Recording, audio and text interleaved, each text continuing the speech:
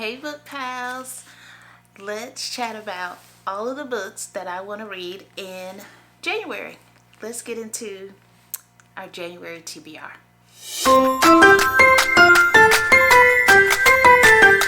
Guys, Happy New Year, Happy 2025, all the things. I hope that you've had a great start to your year. I hope that you have set some really good goals for yourself, some life goals, some reading goals, all the things, faith goals, all the things, because you need a purpose for your life, y'all. You need a purpose for your life. Now, today's purpose is we're going to talk about the 6 books that I want to read in January. Now, let's start. So I went on Fable. I think I told y'all I have been trying out Fable for the last maybe 2-3 months, right towards the end of the year, and so far it's been pretty good.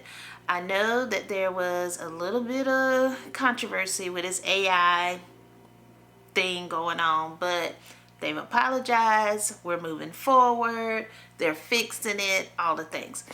But so far I like Fable. I like Fable because it has a little bit more as far as tracking, and I do like the community engagement that you don't necessarily have to follow people to see things. I like that it puts people on my feed that have similar book interest that I do, and so I can see it and then see, well, maybe I want to follow them or whatever. So I do like that with Fable, and I like that, you can, it reminds you to read and to keep your streak going. And I like, and this is not sponsored, but if you want to sponsor me, Fable, hey. But I do like that I can track my reading. And not that I can't do it on Goodreads, but I like the options on Fable. I like that it does send me an alert saying, hey, you want to keep your streak up and read today.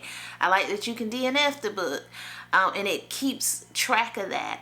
Whereas on Goodreads, now mind you, I am still using Goodreads. I haven't linked the two accounts yet, but I think I am. I think I'm only going to eventually just get to use Fable. I'm thinking that's where I'm going this year. I do like with Goodreads, of course, I already have my list there. I don't have to put in the page numbers, whereas on Fable you do have to manually put like how many pages is in the book, but that's not a game changer for me. The stats are good.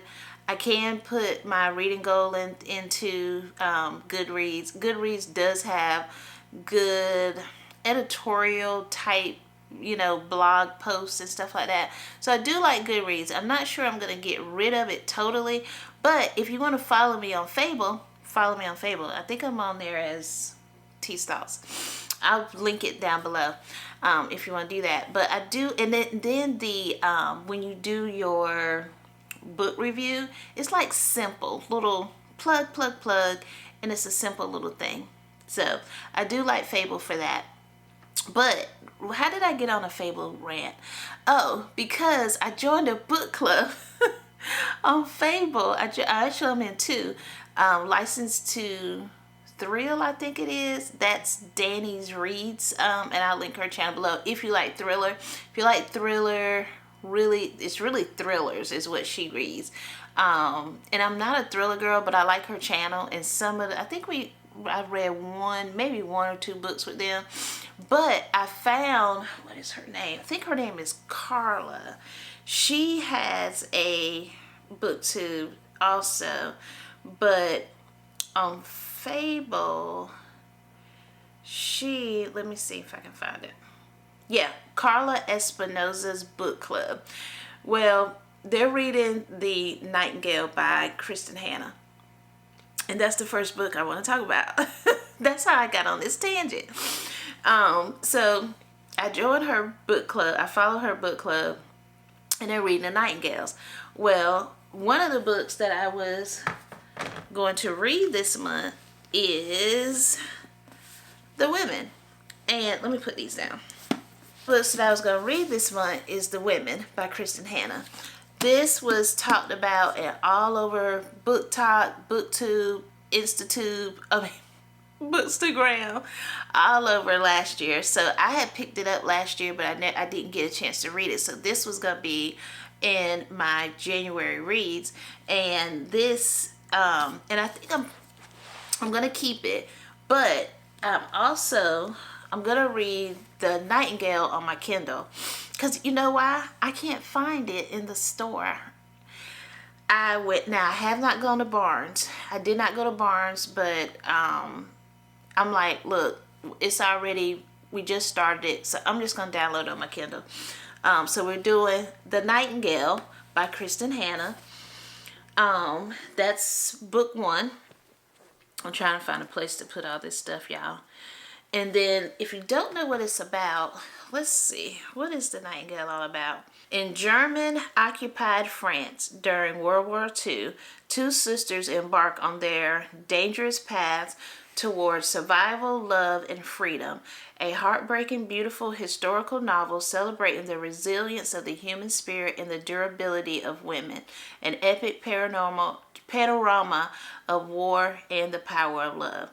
Now, you know, I'm reading this because of the thrills. Now, I do like Kristin Hannah. I like her books. I've read the one that's a Netflix show. Can't remember the Netflix movie, but I love that book. Firefly Lane. Loved it. I've got another one of her. It's not a historical fiction, but it's like just women's fiction. I do have that on my bookshelf. I like her writing. I am not a historical fiction girly. That's not my genre. However, I'm fascinated because everybody likes it. And even some of the people that I follow is not historical fiction, loved The Nightingale. And they loved The Women. So I'm stepping my foot into historical fiction with these 2 this month. So we got 2 historical fictions that we're going to try to read this month. New year, new me. Okay, so we got The Women. Oh, did I tell y'all what The Women was about? Y'all should probably know. Let's see. What is The Women about? This one is Women Can Be Heroes. When 20-year-old nursing student Frances Frankie McGrath hears these words, it is a revelation. Raised in a sun-drenched, idyllic world of Southern California and sheltered by her conservative parents, she has always prided herself on doing the right thing. But in 1965, the world is changing and she suddenly dares to imagine a different future for herself. When her brother ships out to serve in Vietnam, she joins the Army Nurse Corps and follow his path. So this is, I'm not going to read all of it, but I think this is going to be good. And I've heard several people say it was good. So we're off to that. All right. Now, one of my reading goals, and y'all, I think I talked about this in one of my vlogs, where I got on this tangent. I bought Elsie Silver, Wild Eyes, and then I found out that it's not, I think it's a separate series, but I think it's got character or people from this series. It kind of all comes together, I believe. Don't quote me on that. I had to do a little research. But I said, for some odd reason, I'm going to go back and read Elsie Silver's back catalog before I get into Wild Eyes. I think it's called Wild Eyes. Wild Eyes, Wild Love, one of them. I'll put it up here somewhere. And so I have. So this year, one of my reading goals is to read Elsie Silver back catalog. And I'm starting with The Gold Rush Ranch. So the first book in that is Off to the Races. So this is what I am reading. And actually, this is my current read. But Off to the Races by Elsie Silvers. This is, so far, I think I'm on page 30 in here already. But it says, he's never had a problem keeping things professional with his employees until she waltzed onto his property.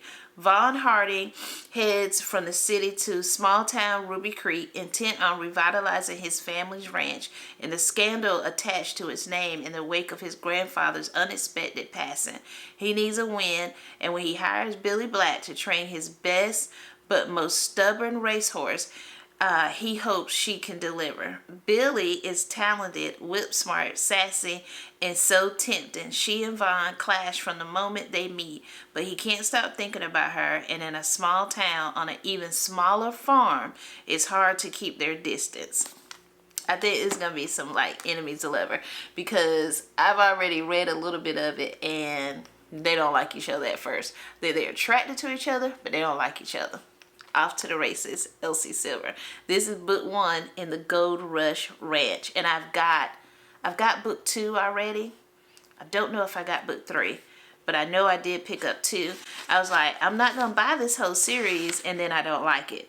I did that one time when I was going on this whole, and I have Flawless in the Chestnut Springs series, but when I was doing a little research, they said that Gold Rush was a good one. So we're starting here, and then we'll go back to Chestnut Springs. So we'll see. But so far, so good. Let me know if you have read Off to the Races. Okay? Then I'm like, I'm going to add a mystery to the mix for this month. And so we're going with Frida McFadden, The Boyfriend. This was one of her new releases last year. I think this was the last of the new releases for last year, so I'm going with this one. I have not finished the Housemaid series. I'm gonna be honest, I was not thrilled with the last one. So I do have the last book in that series. I do have it. I just haven't read it yet. So I may try to pick it up at some point. But right now, we're going with The Boyfriend. I don't even know what this one's about, really. But if it's Frida, I'm going to probably buy it. I like her writing. Some people is like, oh, it's so predictable. Well, mysteries are predictable. But Sydney Shaw likes every single woman in New York.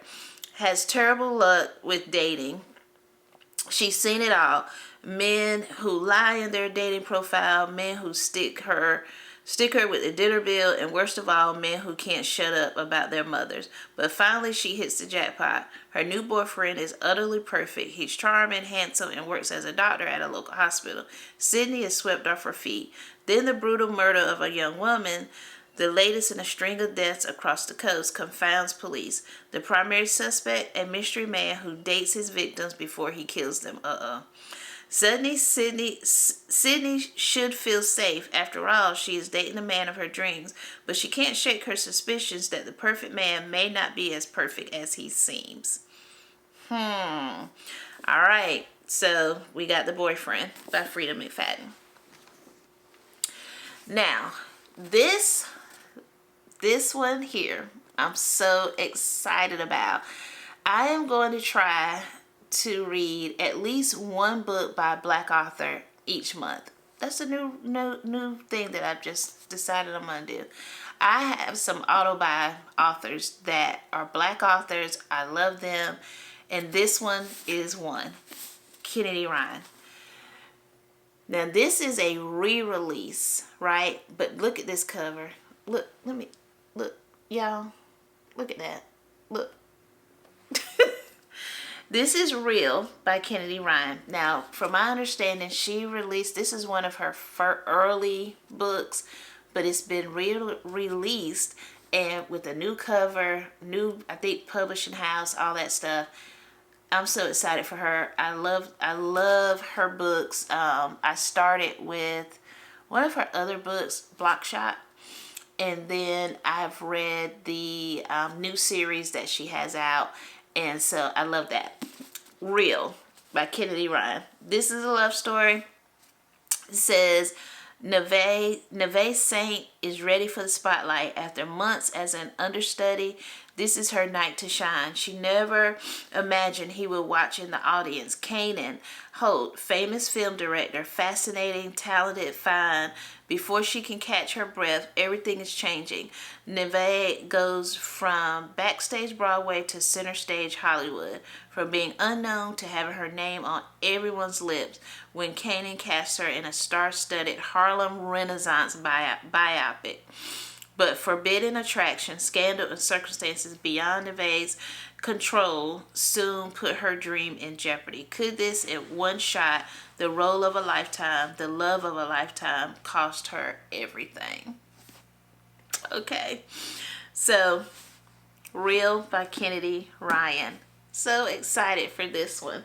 Y'all, I picked some very thick books this month, but I figured I don't have a lot going on. We're just gonna read. We're gonna read and play Nintendo Switch. That's my other hobby that I picked up, y'all. I'm trying to be a gaming girl. Anyway, last book that I'm gonna read is Assistant to the Villain. Y'all, it's by Nicole Maehrer. I've seen this book like everywhere. And so I was curious, and so I picked it up. I think this was one of my birthday gifts. It was in my birthday book haul. But I thought it was cute, and so I picked this one up. And it says, with ailing family to support, Evie Sage employment status isn't just important, it's vital. So when a mishap with Renadon's most infamous villains results in a job offer, naturally she says yes. So no job is perfect, of course, but even less when you develop a teeny crush on your terrifying, temperamental, undeniable hot boss. Don't find evil so attractive, Evie. So Evie is working for the villain, and she thinks he's cute, and she likes him. I think this is gonna be a good book. I'm excited. I have some very good reads this month. I was in a bad book slump, reading slump, right towards the end of December. I think I DNF'd like 3 books, and it just was not a good reading month for me. But I'm out. I'll end up picking up one of my auto-buy authors and got me right on out of it. So I'm super excited about this month's reads. Let me know what you're reading. Let me know if you've made some reading goals for this month. I got this cute little new reading journal. Love it. I got it. I'll link it if I can. It's on TikTok Shop, but I try to link her below. Not affiliate, but at least you'll have something cute too. But yeah. So guys, I hope that you enjoyed this video. Set some reading goals. Start it. Conquer your goals. Let's start this year off great, and let's just have a great time reading some really good books. All right guys, until next time, be kind to yourself, be kind to someone else, and read you some good books. Bye.